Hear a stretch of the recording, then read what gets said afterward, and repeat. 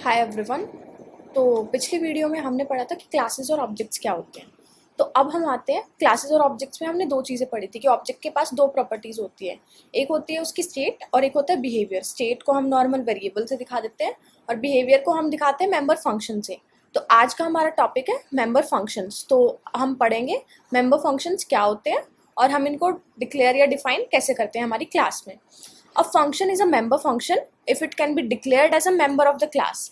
किसी भी फंक्शन को हम मेंबर फंक्शन तब बोलेंगे जब वो उसकी डेफिनेशन या डिक्लेरेशन क्लास के अंदर है।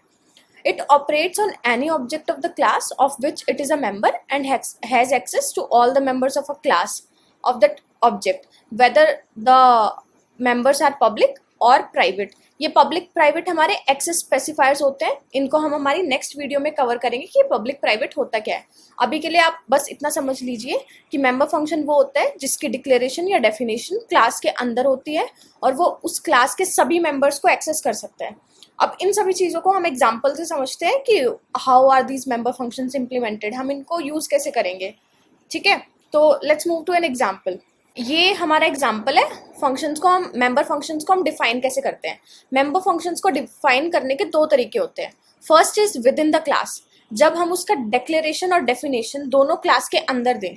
जैसे कि मैंने एक क्लास एनिमल बनाई जिसमें कलर है एनिमल के पास और लेग्स हैं, और यहाँ पे मैंने एक फंक्शन बनाया है काउंट लेग्स। ये जो काउंट लेग्स फंक्शन है, this is my member function. अब अगर मैं देखूं तो ये मेंबर फंक्शन के अंदर मैं लेग्स को यूज कर रही हूँ। ये जो हमारा डेटा मेंबर है, दिस इज माय मेंबर, इसको मैं यूज कर रही हूँ। मतलब मेरा जो मेंबर फंक्शन है वो मेरे सभी मेंबर्स को यूज कर सकता है। कलर को भी यूज कर सकता था, लेग्स को भी डायरेक्टली एक्सेस कर सकता है। लेकिन अगर ये प्राइवेट में होते तो मैं इनको यहाँ से एक्सेस नहीं कर पाती। जैसे मैंने मेन में क्या किया है, एक एनिमल बनाया डॉग और उसके लेग्स को मैंने 4 असाइन कर दिया है और मैंने डॉट ऑपरेटर यूज करके मेरे फंक्शन को कॉल किया। तो इस प्रोग्राम का आउटपुट वुड बी 4। ये काउंट लेग्स क्या कर रहा है, just number of legs return कर रहा है मुझे। तो फर्स्ट जो तरीका है डिफाइन करने का मेंबर फंक्शन का, वो है कि मैं पूरे फंक्शन को मेरी क्लास के अंदर ही डिफाइन कर दूं, कि मैंने फंक्शन का नाम भी और उसके अंदर जो भी उसकी डेफिनेशन और डिक्लेरेशन दोनों चीजें क्लास के अंदर ही हैं। तो this is my first way of declaring and defining member functions.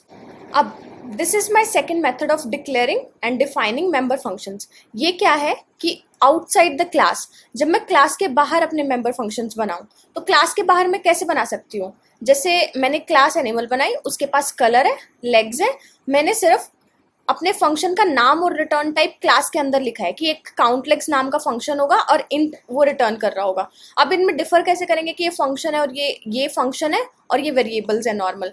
तो फंक्शंस के पीछे हम हमेशा अपनी ये ब्रैकेट्स लगाएंगे। ब्रैकेट्स में हम कुछ पास भी कर सकते हैं जब भी हमें यूज होगा, लेकिन इस फंक्शन में हमें कोई ज़रूरत नहीं है। अब ये तो हमने क्या किया है, डिक्लेयर किया है कि हाँ इस क्लास के अंदर ऐसा कुछ फंक्शन होगा, दिस इज डिक्लेरेशन। लेकिन हमें हमारे प्रोग्राम को बताना होगा कि ये कर क्या रहा है, ये फंक्शन एग्जैक्टली कर क्या रहा है। तो इसको जब हम क्लास के बाहर लिखेंगे तो हम ऐसे लिखेंगे, return data type of that function, class name, and this is scope resolution operator. ये बहुत इंपॉर्टेंट है, this is my scope resolution operator. और फिर मैं अपने फंक्शन का नाम लिखूंगी और फिर मेरा फंक्शन जो भी काम कर रहा है। अगर आप ध्यान से देखो तो ये जो डेफिनेशन वाला पार्ट है, this time it is outside the class,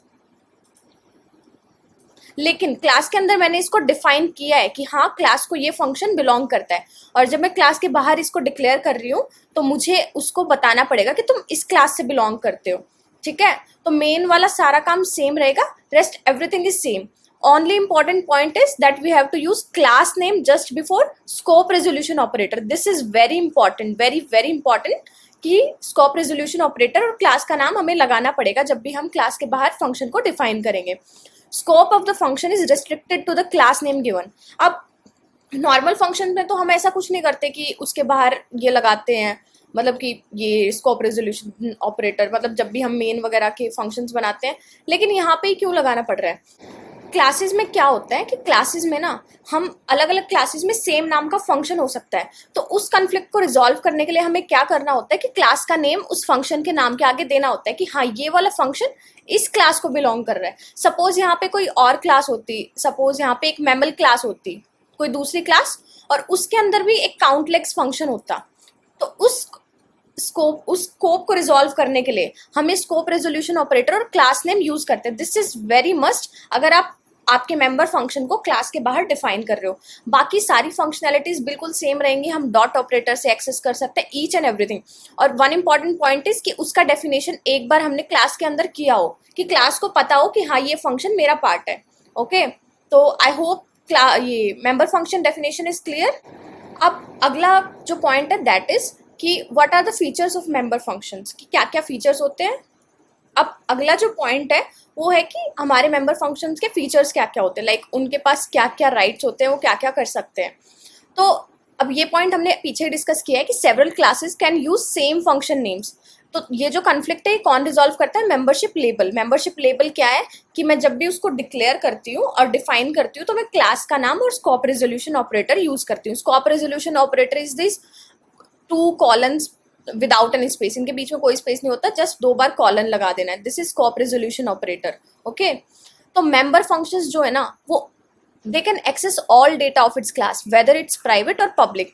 ये प्राइवेट पब्लिक हम अपनी अगली वीडियो में पढ़ेंगे, लेकिन ये राइट सिर्फ मेंबर फंक्शंस और एक स्पेशल टाइप का फंक्शन होता है फ्रेंड फंक्शन, वो भी हम बाद में पढ़ेंगे। सिर्फ इन 2 टाइप के फंक्शंस के पास होता है। सपोज अगर यहाँ पे प्राइवेट होता, ये वाली चीज अगर सपोज करो कलर प्राइवेट होता, तो मैं कलर को हम मेरे मेन में आके नहीं एक्सेस कर सकती थी। सिर्फ जो मेरे मेंबर फंक्शंस है ये ही मेरे कलर को एक्सेस कर पाते अगर ये प्राइवेट होता तो।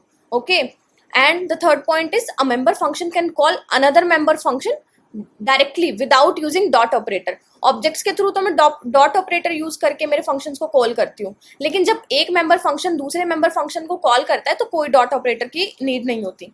जैसे हम इस एग्जाम्पल को देखते हैं, हमारे तीनों पॉइंट्स हमें बिल्कुल क्लियर हो जाएंगे। ये पॉइंट्स क्या क्या रहे हैं? मैंने एक एनिमल क्लास बनाई और मैंने इनको अभी पब्लिक रखा है सब कुछ। तो एनिमल के पास क्या है? स्ट्रिंग कलर है, एनिमल का कुछ कलर होगा और स्ट्रिंग ब्रीड होगी। और मैंने एक फंक्शन बनाया गेट ब्रीड, जो मुझे रिटर्न करेगा स्ट्रिंग, मतलब वो मेरे को ब्रीड रिटर्न कर देगा उस एनिमल की।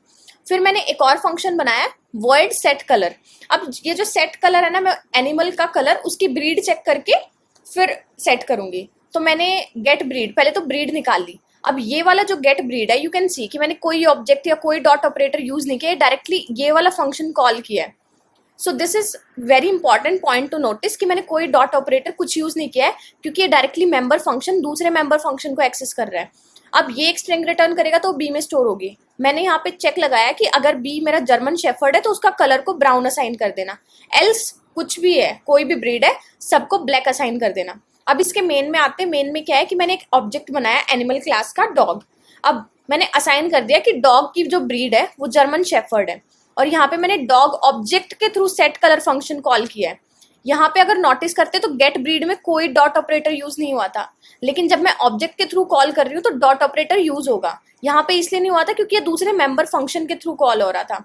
और उसके बाद ये फंक्शन इम्प्लीमेंट होगा। फिर मैंने क्या करा है, डॉग का कलर सी आउट करा दिया। तो इसमें क्या होगा, मैंने जर्मन शेफर्ड थी डॉग की ब्रीड, तो कलर क्या साइन हो जाएगा? ब्राउन। तो इस कोड का output would be brown. I hope all the points are clear. Member functions are very important और इनके टाइप्स भी हम आगे पढ़ेंगे।